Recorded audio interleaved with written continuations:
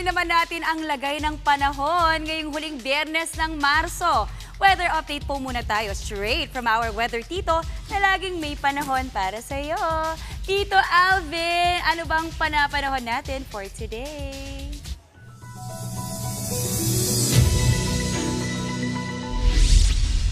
Good morning, Maui, at good morning, mga kapatid. Ngayon, silipin natin ang ating lagay ng panahon ngayong Biyernes. Kasalukuyan pa rin nating binabantayan itong ating low pressure area sa loob ng ating Philippine Area of Responsibility. Ito po ay huling namataan ng pag-asa sa lying around 95 kilometers east ng Hinatuan, Surigao. Ito po ay mas malapit na sa ating landmass. Dahil po dyan, mas madadagdagan po ang mga areas na posible pong maapektuhan ito. Sa ngayon, hindi pa natin ito nakikita or hindi po natin ito nakikitang maging isang ganap na bagyo.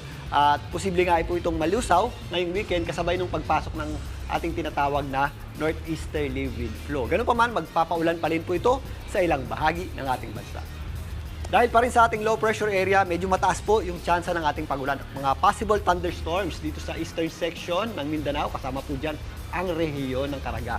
Although nagpapakita po ang araw sa malaking bahagi ng Mindanao, possible din po yung ating mga localized o mga pag-ulan at thunderstorms tuwing hapon at gabi. Again, mag-ingat po tayo kapag nakakaranas tayo ng mga thunderstorms at subasco.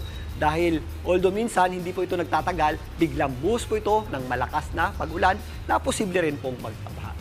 Dito naman sa Visayas, yung ating concentration ng mga pag-ulan o mataas na tsansa ng pag-ulan ay nandito sa eastern section ito dahil yan sa epekto ng ating low pressure area. Kasama po dyan ang area ng Samar at Leyte. Mga isolated o mga pulupulong pag-ulan at posibleng thunderstorms naman ang ating aasahan sa natitirang bahagi ng Visayas. Mas madadagdagan po yung ating tsansa ng pag-ulan ngayong weekend kasabay ng pagkilos nitong ating low pressure area.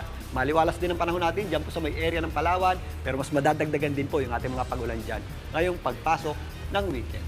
Dito naman sa Luzon, nag-i-extend ang epekto ng ating low pressure area sa ibabang bahagi nito. Diyan po sa may Bicol region. Medyo mas maula po ang panahon natin dyan at possible din yung mga scattered na mga pag-ulan at thunderstorms. Yan po ang mga areas ng Albay, kasama na po dyan ang Sorsogon at Masbate. Mas madadagdagan naman yung ating mga pag-ulan dito sa ilang areas ng Mimaropa sa pagpasok ng weekend. Kasabay din ng pagkilos nitong ating low pressure area. Mas mainit na panahon naman ang ating aasahan dito po sa itaas na bahagi ng Luzon dahil naman yan sa ating tinatawag na easterlies. Yan po ang mga areas ng Cagayan Valley, kasama na po dyan ang Ilocos, lalong-lalo na dyan sa area ng La Union at Pangasinan at ang malaking bahagi ng Central Luzon. Dito nga sa area ng Olonga po, posibleng pumalo yung ating mataas na antas ng temperatura sa hanggang 35 degrees Celsius. Dito naman sa Metro Manila, nabawasan ng bahagya yung ating temperatura. Pero magiging mainit pa rin po sa tatanghali. Pero relatively, maaliwalas naman ang ating panahon. Mas nagiging maulap sa hapon at nakakaramdam tayo ng mga breezy conditions.